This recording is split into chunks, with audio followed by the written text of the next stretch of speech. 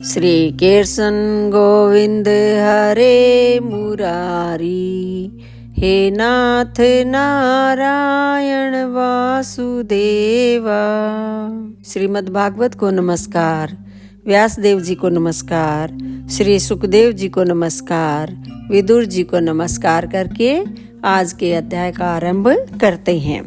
श्री सुखदेव जी कहते हैं, राजन, जब राजा बलि की यज्ञशाला में साक्षात यज्ञ मूर्ति भगवान विष्णु ने त्रिलोकी को नापने के लिए अपना पैर फैलाया, तब उनके बाएं पैर के अंगूठे के नख से ब्रह्मांड कटाह का ऊपर का भाग फट गया।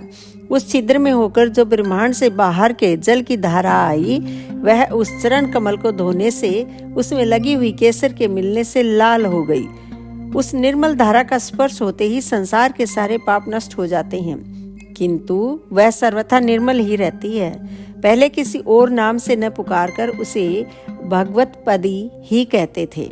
वह धारा हजारों युग बीतने पर स्वर्ग के शिरोभाग में स्थित ध्रुव लोक में उतरी, जिसे विष्णु पद भी कहते हैं।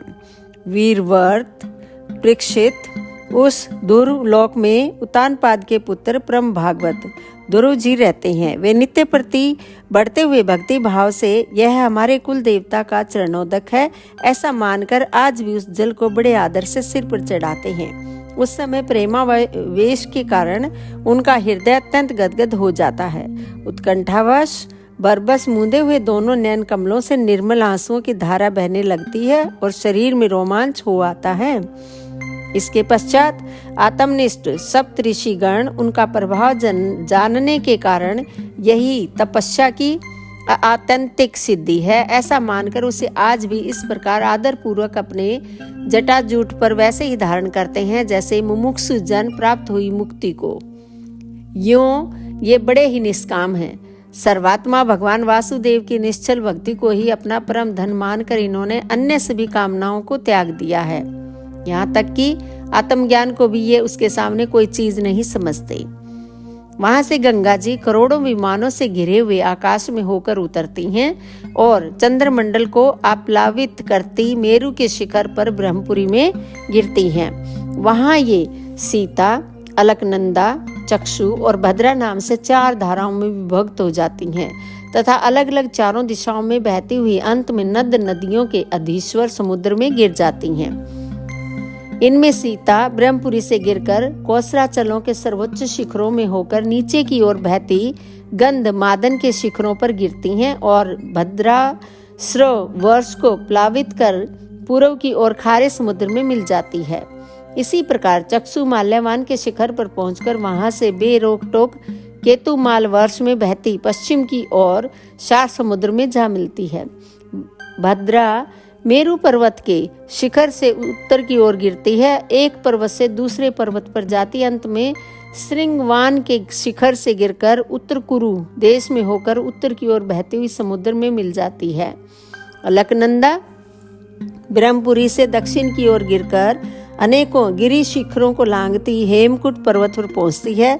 वहां से अत्यंत तीव्र गति से हिमालय के शिखरों को चीरती हुई भारत वर्ष में आती है और फिर दक्षिण की ओर समुद्र में जा मिलती है। इसमें स्नान करने के लिए आने वाले पुरुषों को पद पद पर अश्वमेध और राजसूय आदि यज्ञों का फल भी दुर्लभ नहीं है। प्रत्येक वर्ष में मेरु आदि पर्वतों से निकली हुई और भी सैकड़ों नद नदियां हैं। इन सब वर्षों में भारत वर्ष ही कर्म भूमि है। शेष 8 वर्ष तो स्वर्गवासी पुरुषों के स्वर्ग भोग से बचे हुए पुण्यों को भोगने के स्थान है, इसलिए इन्हें भूलोक के स्वर्ग भी कहते हैं। वहाँ के देवतुल्य मनुष्यों की मानवीय गणना के अनुसार 10,000 वर्ष की आयु होती है। उनमें 10,000 हाथियों का बल होता है तथा उनके वृज सदृश सुदृढ़ शरीर में जो शक्ति, यौवन और उल्लास होते हैं, उनके कारण वे बहुत समय तक मैथुन आदि विषय भोगते रहते हैं। अंत में जब भोग समाप्त होने पर उनकी आयु का केवल 1 वर्ष रह जाता, तब उनकी स्त्रियां गर्भ धारण करती हैं। इस प्रकार वहाँ सर्वदा त्रेता युग के समान समय बना रहता है।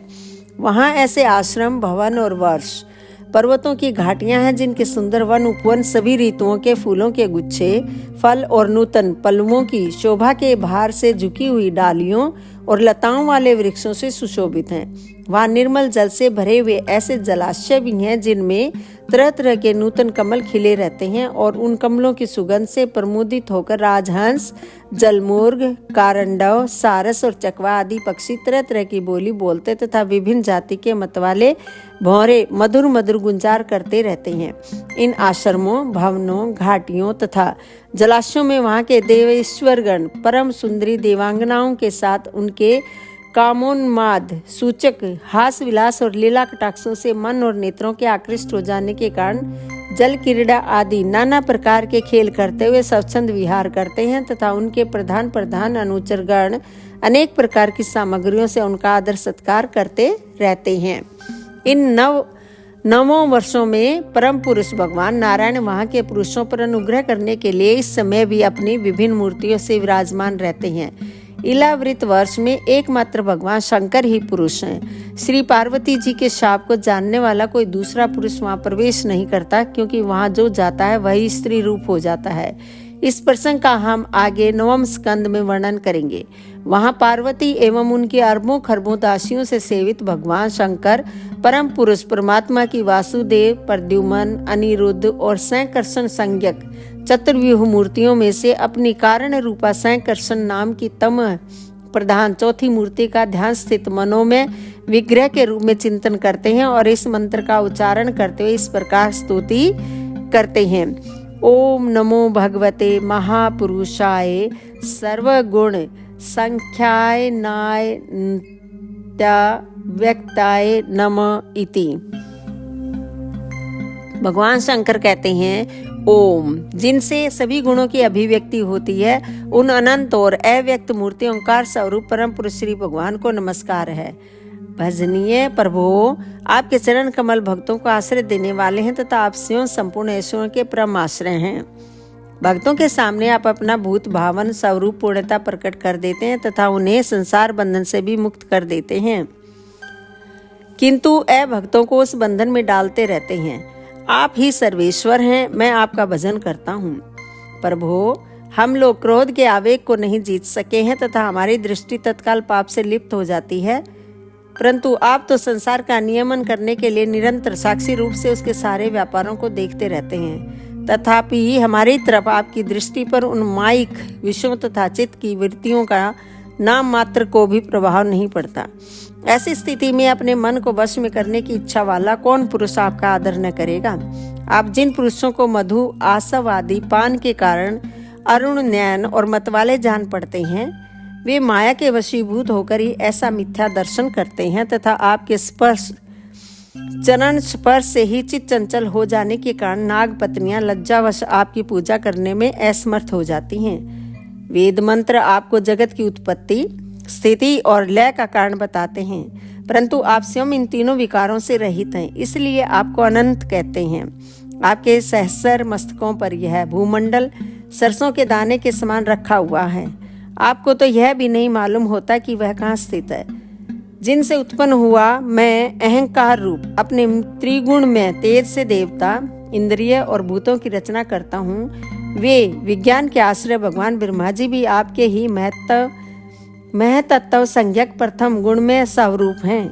महात्मन, महतत्व, अहंकार, इंद्रियाभिमानी देवता, इंद्रियां और पंचभूत आदि हम सभी डोरी में बंधे हुए पक्षी के समान आपकी क्रिया शक्ति के वशीभूत रहकर आपकी ही कृपा से इस जगत की रचना करते हैं।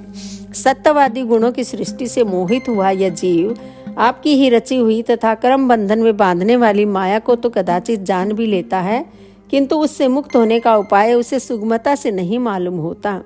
इस जगत की उत्पत्ति और प्रलय भी आपके ही रूप हैं। ऐसे आपको मैं बार बार नमस्कार करता हूँ।